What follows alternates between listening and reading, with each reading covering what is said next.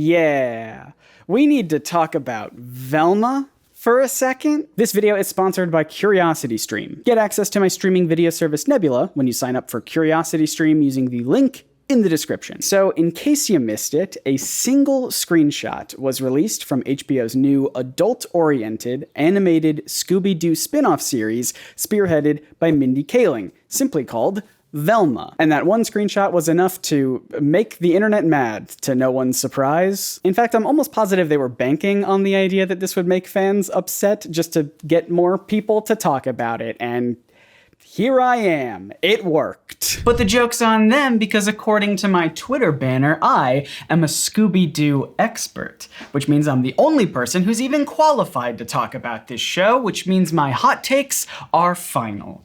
My Scott takes. Because my name is Scott, I forgot to introduce myself. Hi, I'm Scott. I also have a license to eat in California, which it's not as handy as you'd think. And people were upset about this image for a lot of reasons that I do not agree with, but at least two reasons that I do agree with. Let me explain. So last year, HBO Max announced they greenlit a new adult animated comedy series telling the origin story of Velma Dinkley, the orange one of the group. In case you're unfamiliar, they're all color-coded, and I think that's fun. And the goal of the series is to give Velma a little bit more of the spotlight. And already, I want to put like several pins in that general concept that we're going to come back to later. There's a lot to unpack here. The cartoon is going to be executive produced by content creator Mindy Kaling, who will also voice the titular character of Velma. And part of Kaling's vision with the series is to have Velma be South Asian, like we can see here in this image. And you can imagine how that idea went over with some pretty vocal people online. And not even just random small angry accounts, right? I was honestly shocked and disappointed to see some pretty big Scooby-Doo fan accounts on Twitter who were tweeting a ton about how making Velma even slightly darker than how I prepare my tea literally ruins her as a character, which is obviously ridiculous. If the gang was any whiter, Scooby would constantly be running away from them as he mistakes them for ghosts. Maybe this isn't a popular opinion, except it should be because I'm a Scooby-Doo expert and my opinions are law, but I feel like most of the Scooby gang are pretty malleable characters. Like Scooby and Shaggy are probably the two characters who shouldn't really change much, right? They're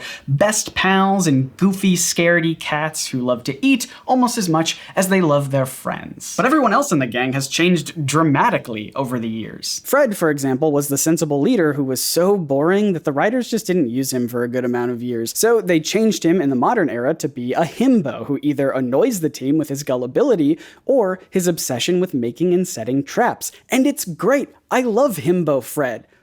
I wouldn't trade it for anything. Daphne, additionally, started out as a clumsy damsel in distress. Her nickname was Danger-Prone Daphne. That's literally all that she was good for. But later interpretations made her a reporter, a martial artist, a wealthy snob, and a ventriloquist even. And all of these versions of Daphne are different and unique, but they're all still Daphne. You want to talk about Velma?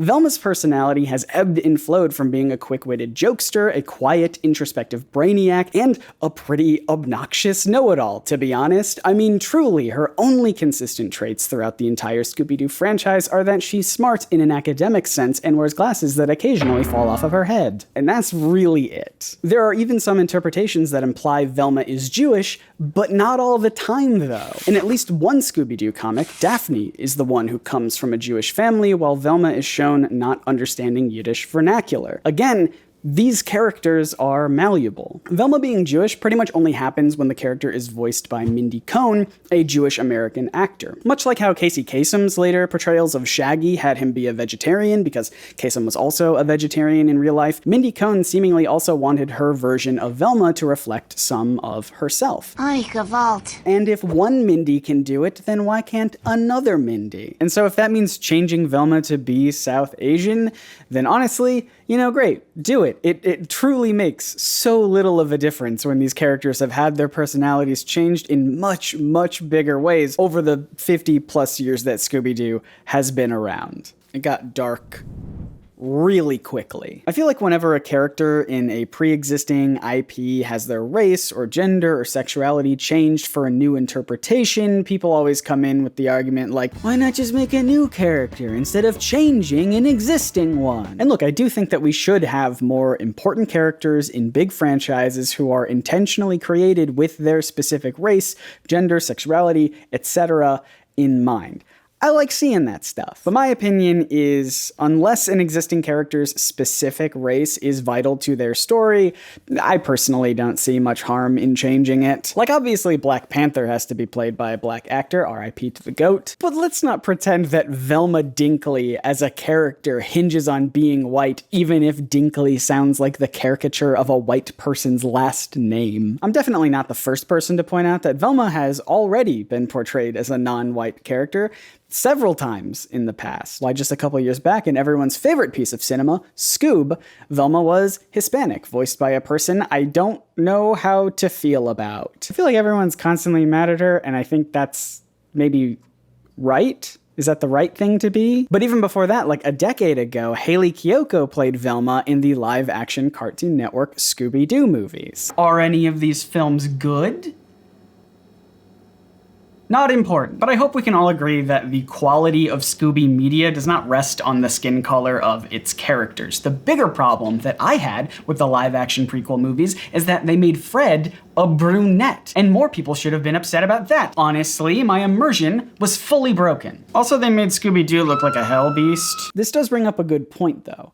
I said earlier that there are at least two reasons why people are worried about this show that I do think are pretty valid. Firstly, and I think this is kind of slipped through the radar a bit, this is going to be a Scooby-Doo spinoff that doesn't feature Scooby-Doo. I believe it is supposed to feature some cameos with like Daphne, Shaggy, and Fred, but there will never be a talking dog in sight. And look, I'm not opposed to people changing up the formula for Scoob content. I previously made a video about how Zombie Island broke the traditional Scooby recipe, and it's one of the most beloved Scoob tunes ever made. And this new Velma show certainly wouldn't be the first outing that doesn't feature the entire gang, right? There's the new Scooby-Doo Mysteries, 13 Ghosts of Scooby-Doo, Ghoul School, Boo Brothers, The Reluctant Werewolf, Shaggy and Scooby-Doo Get a Clue, Daphne and Velma, and the list doesn't really go on. I think I said all of them. But do you know what all of those entries have in common? They're not particularly good.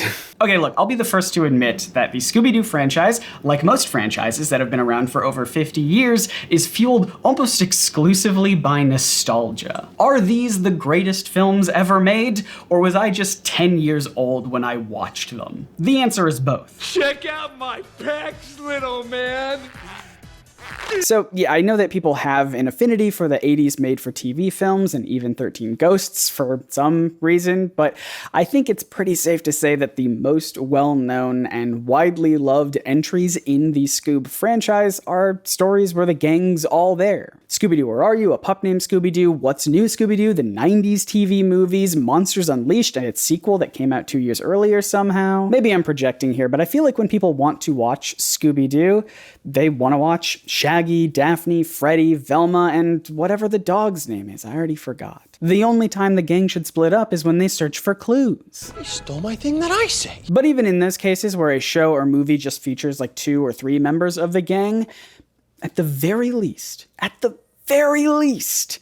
all of them include Scooby, with the exception of exactly one movie that I can think of, and it's not one that people like. Hello, Future Scott here. So I was scrolling Twitter yesterday instead of working, and I saw this announcement for a new Scooby-Doo show that is in the works at HBO Max called Scooby-Doo and the Mystery Pups. It's said to feature Shaggy and Scooby as counselors at a sleepaway camp, inspiring young camper pups to start their own version of Mystery Incorporated. So it looks like we're going to be getting even more shows that don't feature the entire gang, but at the very least, the mangy mutt will be in this one. Let's move on. I know this is going to go against pretty much everything I've been ranting about thus far, but I almost think if they insist on making a show about one character from the franchise, then it would be more interesting to just make it about that one person. It just feels weird to me that a Scooby-Doo show is going to feature everyone else except Scooby. And I assume it's because they're trying to make the series an origin story that takes place before Scooby comes into the picture and they become detectives. But could we not do that, please? We have had too many Scooby-Doo origin stories. In addition to this new Velma series, there's also the Daphne and Velma movie, the Mystery Begins movie, and even Scoob served as an origin story for the first 15 minutes. Could we stop with the Scooby origin stories? Nothing's gonna top a pup named Scooby-Doo. Here's a free pitch to HBO if anyone out there is watching. Remember how in Zombie Island, the gang breaks up for a few years and Velma owns a cute little bookshop where she gets super into books about the supernatural? Now, there's no real cohesive Scooby-Doo canon, but this element of her personality and backstory does weave into other outings, like Scooby-Doo in The Witch's Ghost, where Velma fangirls over renowned horror author Ben Ravencroft, or in Mystery Incorporated, where she's super into Harlan Ellison. I think it would be fun to see Velma's life during her bookshop days, after the gang solved a bunch of mysteries, grew up, and parted ways. Maybe some customers come in looking for books about ghosts and monsters because they've seen some strange paranormal happenings around town, and that piques Velma's interest enough to investigate on her own, using the knowledge that she's accumulated through the books that she sells. Other characters from the Scoob universe could still cameo from time to time, including Scooby himself. I don't know why there's a big hang-up about that, but the series would still be focused around Velma and give us a glimpse into her life specifically as an adult, rather than a teenager. And this is sort of my biggest hang-up about this new show. This new Velma series wants to be an adult-oriented cartoon that features things like gore and, I assume, some swearing, some naughty words, some explicit flim-flam, if you will. But it also looks like it might feature some mild cartoon nudity, which, if so, makes it extremely weird to me that they would make the characters high schoolers. And I know they're not real people, they're just lines on a screen, and this entire tangent is gonna make the comment section really fun to read if I ever read any comments, but I think it's a little weird personally, and they could have just avoided this altogether by simply setting the story later on when the characters are older, or not to the nudity. I know this might be controversial, but really that part is my only gripe with this show so far. I know it's going to be gory, and I know it's going to use some adult language, but I don't really have too much of an issue with those aspects. But I do think those are the parts that have lost a lot of the fans. Velma would be the first official Scooby show that is specifically targeting an adult audience only, making the franchise as a whole no longer suitable for all ages. For what it's worth, that Mystery Pups show that I mentioned earlier will be aimed at preschool-aged children. I imagine it's trying to be like a Blue's Clues, you know, another show about a dog solving mysteries. So at the very least, it does look like there's going to be a new Scooby show that is aimed at younger audiences. It seems they're trying to give us the best of both worlds. Hannah Montana. Like, yes, we should have more cartoons for adults. Animation isn't just a thing for kids, it's an entire storytelling medium in itself that can and should be used for all kinds of art for all kinds of audiences. And it definitely seems like HBO Max is trying to push more adult animation with things like Harley Quinn, the refresh of Clone High, and a bunch of other cartoon shows that are currently in development. So here's another pitch, I guess. I really shouldn't be giving these away for free. If they made a Scooby-Doo show where the monsters weren't just scaring people away, but actually killing folks in gruesome ways, and the gang had to deal with real issues of horrific trauma and mortality, maybe even questioning if paranormal monsters actually exist in their reality, all while their group friendship starts to unravel as they question if every mystery truly needs to be solved. Then that'd be awesome. I would watch that. It definitely wouldn't be for children, but it would be for me. It would be for Scott. However, from what little information that we do know about the show, Velma seems to be going for a more adult comedy style with a sprinkling of carnage for a little shock value. And I know that Mindy Kaling has written a bunch of episodes of The Office that people really like, but as I've said in other videos, I've only seen The Office all the way through exactly one time, and I don't remember really any of the episodes. I imagine they're funny. And if you've not heard of The Office before, yes you have, it's the only other thing millennials have other than transphobic authors. So I have nothing against Mindy Kaling as a writer or actor actor, I'm just nervous about the premise of this show, and wondering why they even decided to center it around Scooby-Doo rather than just creating something brand new. Bars. And the answer to that question is probably just that it's a Warner Brothers franchise that has name recognition, a built-in fan base, and, like I said, it's pretty malleable. So I guess we'll just have to wait and see if this show is finally going to bend things a little too far. I don't think it will, but we'll see. I mean, there are entire shows of Scooby-Doo where they don't even solve mysteries, they just goof around. And the mystery solving feels like it's more relevant to the premise than anything else. As of right now, we really only have this one image and just a small handful of details about the series. It's not a lot to go off of. So my official Scooby-Doo expert Scott take is as follows. If you are worried about this show because it's yet another entry that doesn't feature the whole gang and is said to not even feature the main pup himself, wow, I'm right there with ya. Not a great track record for those. If you don't like that the show is introducing gore and adult comedy to Scooby-Doo, I fully understand that, and oh my god, I hope they land it well. I'm personally not against these ideas in concept. Just gotta nail it. But if you're upset they changed Velma's ethnicity and you believe it ruins her entire character, I think that's incredibly silly, and I hate that there are big Scooby-Doo fan accounts that are promoting that kind of thinking. I'm not gonna mention those accounts by name because no free clout, but that's a big part of why I wanted to make this video. I'm a fairly large Scooby-Doo influencer, or Scoobfluencer, as we're called, and I want to make sure that there is at least some positivity in this fan base amid this contentious announcement. I'm definitely not expecting this to be the next great piece of Scooby media. I would love it if it was. I just think there's a lot of arguments being thrown around that aren't really warranted, even though there are some legitimate concerns, and we can talk about them all. We can talk about them calmly, without being racist. I know this video probably would have done better algorithmically if it was like a 40-minute rage takedown of this show that we know very little about, but that's not really my style. Unless I get to yell about Jeff Bezos being bad. I did that one recently and everyone seemed to like that. Anyway, I should also disclose really quick that I have worked with Warner Brothers a couple times in the past, but they are in no way affiliated with this video. If they were, they probably wouldn't have let me say all the stuff earlier about how like half of the Scooby franchise is not great. Remember that one movie recently where Shaggy was banished to hell at the end?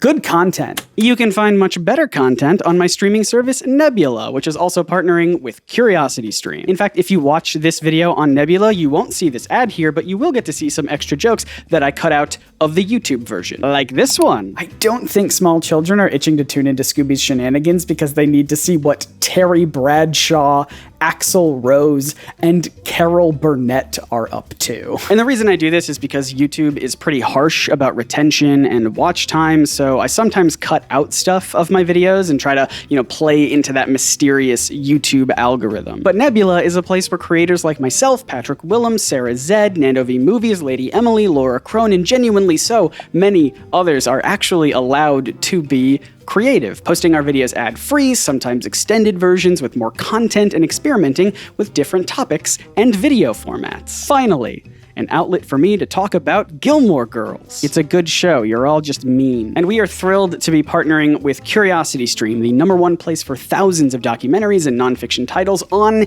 the internet. And the deal they're offering you nerds is so good, it feels like they wrote it down wrong. Somehow we've worked out a deal where if you sign up with the link below, not only do you get access to CuriosityStream, but you will also get Nebula for free as long as you're a CuriosityStream member. So you're probably thinking it's going to cost a small fortune to pick up 2 new streaming services? You might have to take out a loan from your estranged parents in exchange for Friday night dinners. But nope, you actually don't have to do that. Inexplicably, CuriosityStream is giving you nerds a discount of 26% off of your annual plan, which means you get both CuriosityStream and Nebula for less than $15 a year. Not a month, a year. Not only will you have tons of interesting and informative videos to watch, but signing up also helps support educational creators, like this guy. The thing I said earlier about estranged parents was a Gilmore Girls reference. If you like teen detective stories like Scooby-Doo, you'll enjoy watching Sherlock Holmes Against Conan Doyle, a documentary that details the true story behind Sir Arthur Conan Doyle and his struggle to come to terms with the phenomenon that is